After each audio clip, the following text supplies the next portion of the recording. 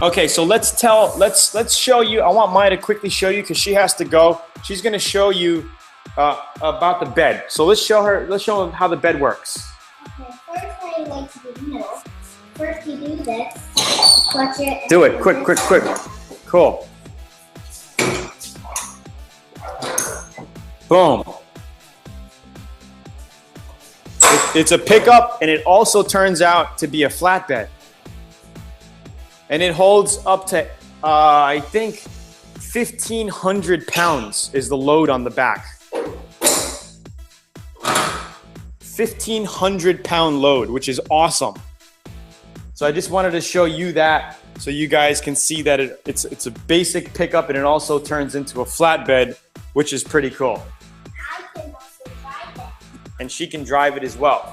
So that's what I wanted to show you. Pretty neat. All right. Again, I paid $2,500 for the truck, $1,500 for shipping it to Galveston, Texas, another $200 for customs, because customs had to go through it, had to get it customs clearance, they call it. They have to inspect it if they want to, and they decided they had to inspect my truck. So they had to go through it, make sure I didn't load any drugs in it or whatever illegally from Japan. So that was $200. I had to hire a customs agent to do that for me, which was $210. And then after that, it was another $100 in storage fees because I couldn't get it right away. And then it cost me $250 to bring it over. So $250, $3, $4, $5, $50, $650. So I'm in at about $4,600 bucks. $4,600. They are selling locally. When I look around here in the area, $8,000 to $10,000 with higher mileage. So they got about 30,000 kilometers, 50,000 kilometers, and they're selling for $8,000 to $10,000. This only has 9,500 kilometers on it, which is basically 6,000 miles. Very low mileage. So for $4,600, you get yourself a nice little mini truck. It's a classic. You know, it's something different. And the cool thing is I am pretty sure I can get it registered on the road because it's 25 years old. It doesn't have to be DOT approved, which means Department of Transportation. So going through the process of getting it inspected and all of that should be pretty easy. I can get it insured with Progressive. So I got to get it insured. I got to go get it registered, and then on the road, it'll be cool. It's not highway use. You can't go 80 miles an hour on the highway with it. You know, if you get in a crash, you'll probably be dead. But it's good for around the corner use. You know, or if you're living in a small town, or you have a shopping center right around the corner from you, and I think that'll be awesome. So yeah, we are gonna do a build on it. We're gonna make it look awesome. We're gonna put probably some bigger, knobbier tires on it.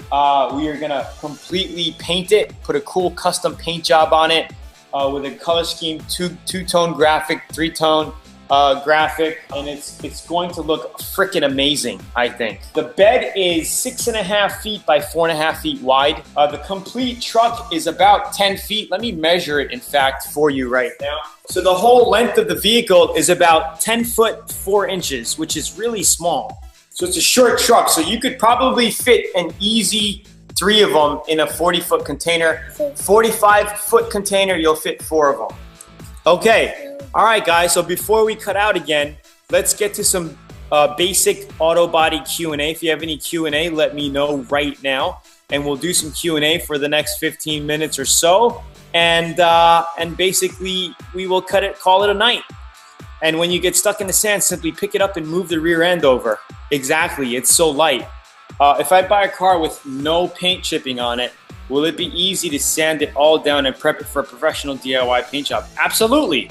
Hit it with 400 grit and paint it. Mask it up and paint it. Advice for painting over single stage. What kind of advice are you looking over? You could paint right over single stage with base coat, clear coat, or with another single stage paint, no problem. You're not gonna get any reactions. Seam sealer is supposed to be before all of that. when you're doing your body work.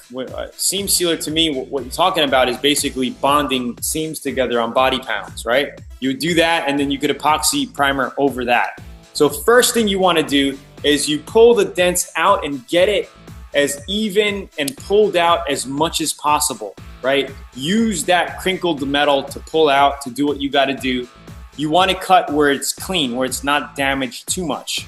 And you go from there and you do your Bondo. If you're using a primer, a good primer filler, that is a good enough foundation base to put your base coat, clear coat on top of. If you're using a primer sealer, you could use that as a base as well. Any sort of 2K primer, thick primer, is a good base coat to put brand new base coat, clear coat paint on top of, or single stage paint.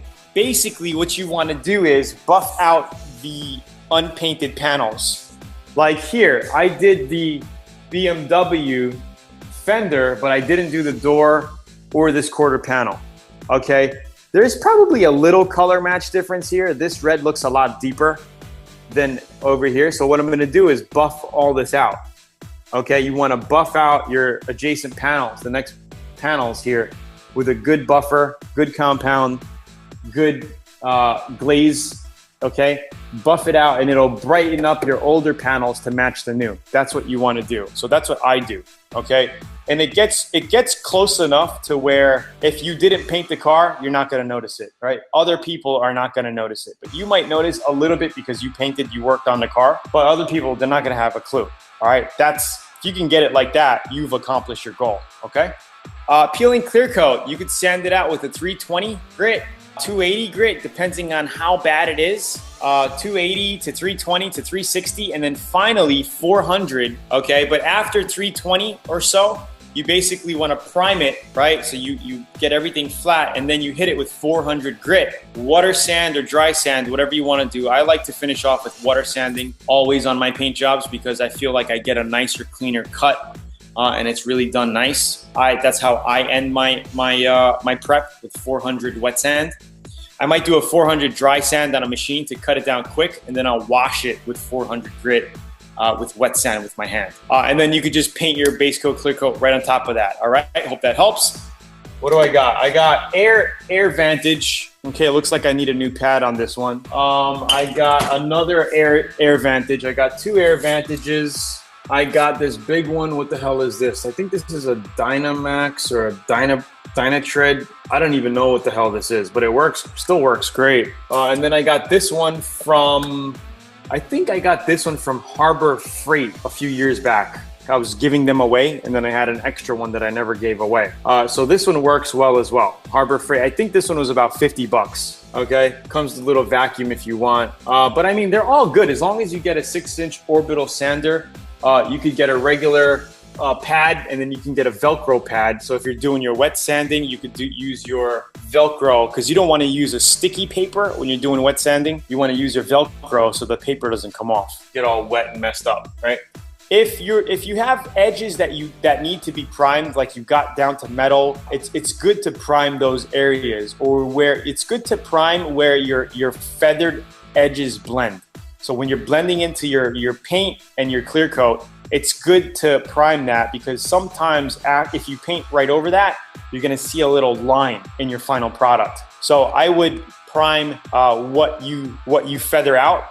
Okay, I would prime what you feather out, and then 400 grit wet sand, and then you're all good. Hopefully that helps. I got myself a Hutchins Hustler straight sander about 15 years ago. I paid $260 for it, and it still works like magic. Here's my Hutchins Hustler that I paid $260 for a while ago. 15, how old was I? I think I was about 18, 28, 16 years ago.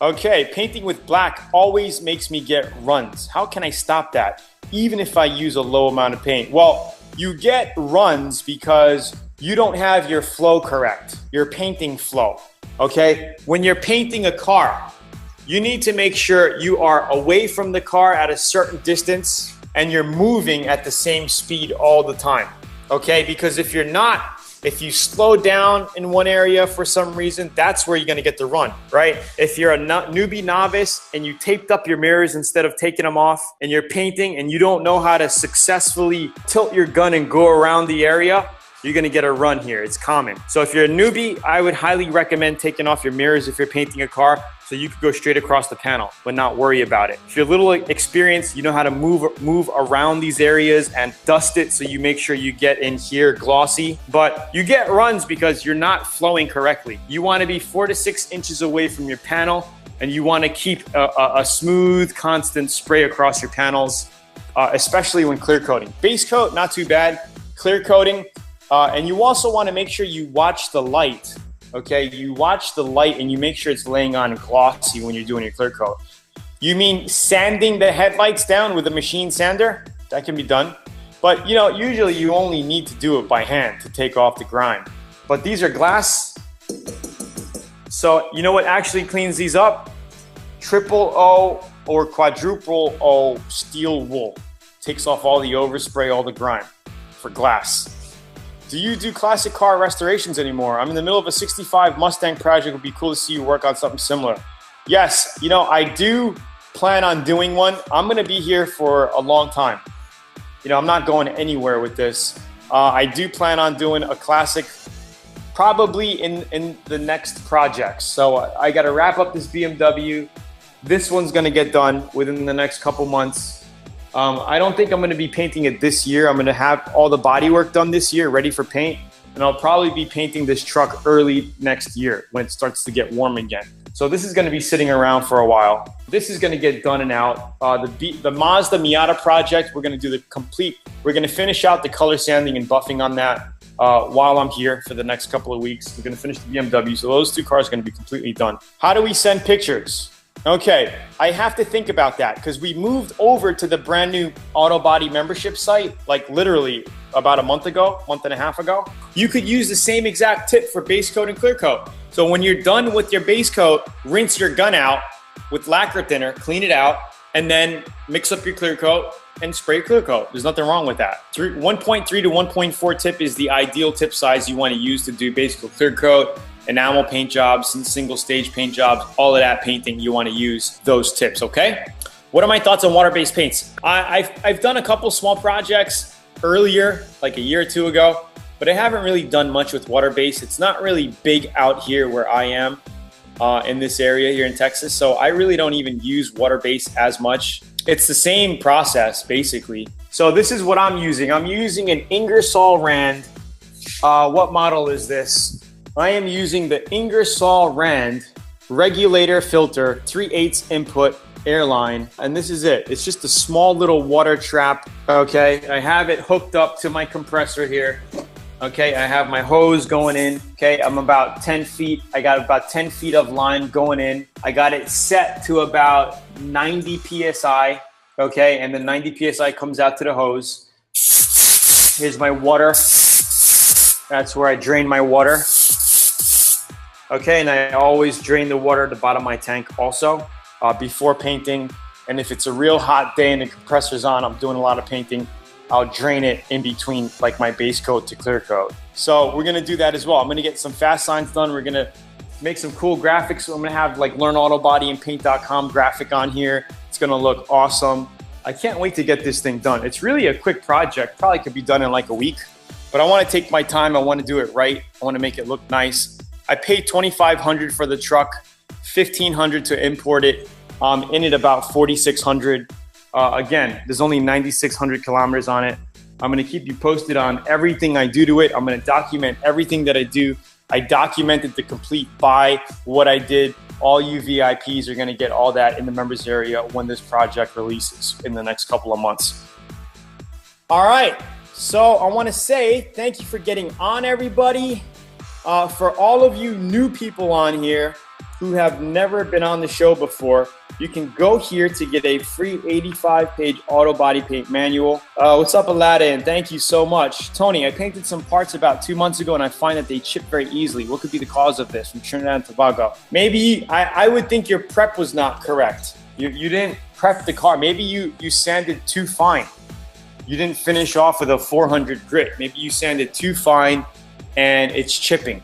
That's my only thought, because when paint chips, it means that there was no tooth for it for the paint to grab. When you sand at 400, you know, on a microscope, it kind of looks like this. where your paint actually sticks to it, okay?